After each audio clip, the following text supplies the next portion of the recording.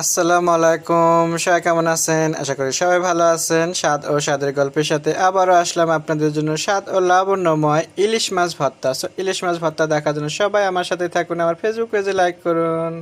আবারও আসলাম আপনাদের সাথে। না দেখলে কিংবা আপনাদের সাথে না থাকলে আমার ভালোই লাগে না। ইলিশ মাছের লেজ নিয়ে আসলাম। এটাকে আমি আজকে ইলিশ মাছের লেজ ভেজে ভর্তা করে দেখাবো। আমি এখানে দিয়ে দিচ্ছি একটু মরিচ পাউডার, সামান্য হলুদ পাউডার, আদা রসুন বাটা, স্বাদ মতো লবণ দিয়ে দিলাম। স্বাদ মতো লবণ। এখন আমি এটাকে হাতের সাহায্যে একটু সুন্দর করে মেখে নেব। এপিট ও পিঠ এটাকে মেখে রাখার কোনো দরকার নেই, সাথে সাথে আমি ভেজে নিচ্ছি। চুলার উপর অলরেডি তেলের ফ্রাই প্যান আমি বসিয়ে দিচ্ছি। এটাকে আমি মেখে নিলাম। এভাবে হয়ে গেল আমার মাখানো ইলিশ। এখন চলে যাচ্ছি চুলোতে। এখানে অলরেডি তেলটা গরম হয়ে গেছে, আমি দিয়ে দিচ্ছি বিসমিল্লাহ। এটাকে আমি এখন সুন্দরভাবে একটু উল্টে পাল্টে ভেজে নেব। এখানে এর সাথে আমি একটু রসুন কয়েকটা ভেজে নেব কোয়া ভর্তার জন্য। আগুন তেল উঠতে আসছে। আমি এখন এটাকে একটু উল্টে দিচ্ছি। এটা উল্টে পাল্টে সুন্দর করে একটু লাল লাল করে ভেজে নেবো, আর সাথে একটু রসুনটাকে আমি ভেজে নেবো ভর্তার জন্য। আর মরিচ অলরেডি আমার শুকনো মরিচ ভাজা আছে, ওটা আমি আর না দেখাই। আর পেঁয়াজটা কাঁচা পেঁয়াজ দিতে পারি, বেরেস্তাও দিতে পারি, সেটা তখন। এখন আমি এটাকে সুন্দর করে একটু ভেজে নিই। উল্টে পাল্টে মাছটাকে সুন্দর করে আমি একটু লাল লাল করে ভেজে নিলাম। এটাকে এখন তুলে নেব। নিয়ে আমি এখানে তুলে নিলাম। মাছ ভাজিটা ঠান্ডা করা পর্যন্ত অপেক্ষা করব। আর এখানে রসুনটাও নিচ্ছি।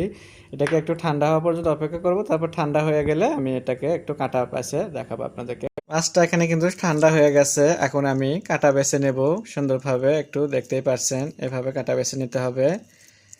আমি এখন এটাকে ইলিশ মাছ ভর্তা জানি অনেকেরই পছন্দ, অনেকে অনেকভাবে করেন, কিন্তু এভাবে ভেজে নিয়ে ভর্তা বানায় দেখেন, এটাও খুবই মজা লাগে। আবার আমি যেটা বলবো, আর একটা সিদ্ধ করে, ওটাও খুবই মজা লাগে সিদ্ধ করে ভর্তাটা বানালে। সো আমি এখন কাঁটাটা বাছতেছি। কাঁটাটা বাছা পর্যন্ত সাথেই থাকেন। ইলিশ মাছের কাঁটা কিন্তু আমি বাছতেছি। আপনারা ভাবতেছেন ইলিশ মাছের কাঁটা বাছতে তো অনেক সময় লাগে। আমি মনে করি যে তেমন একটা সময় লাগে না। দুই ভাবি মিলে গল্প করলে পান্তরে কাঁটা বাছা যে কখন হয়ে যাবে আপনারা বুঝতেই পারবেন না। আমরা দুই ভাবি মিলে এখন গল্প করতেছি না। আপনারা ভাবতেছেন আপনি আবার কই দুই ভাবি পালাম।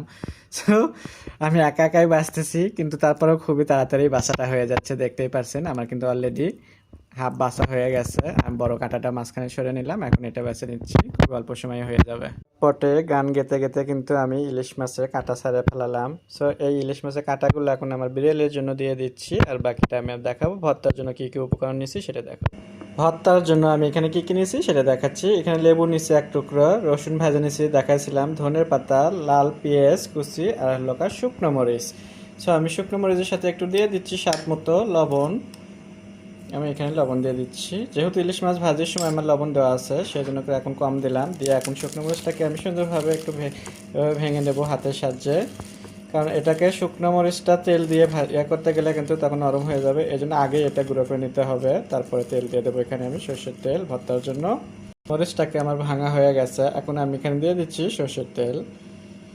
সর্ষের তেলটা দিয়ে আমি এখন বাকি সব কিছু একটু সুন্দরভাবে এভাবে মেখে নেব। মরিচটাকে আমি সুন্দর করে মেখে নিলাম, দেখতেই পারছেন। এখানেই আমি দিয়ে দিচ্ছি লেবুর রস চিপে, একটা লেবুর এভাবে চিপে দিয়ে দিচ্ছি। লেবুর রসটা চিপে দেওয়ার পরে এখন আমি এখানে নিয়ে নিচ্ছি ইলিশ মাছ। ইলিশ মাছটা নেওয়ার পরে সুন্দর করে আমি এভাবে ভালো করে মেখে নেবো হাতের সাহায্যে।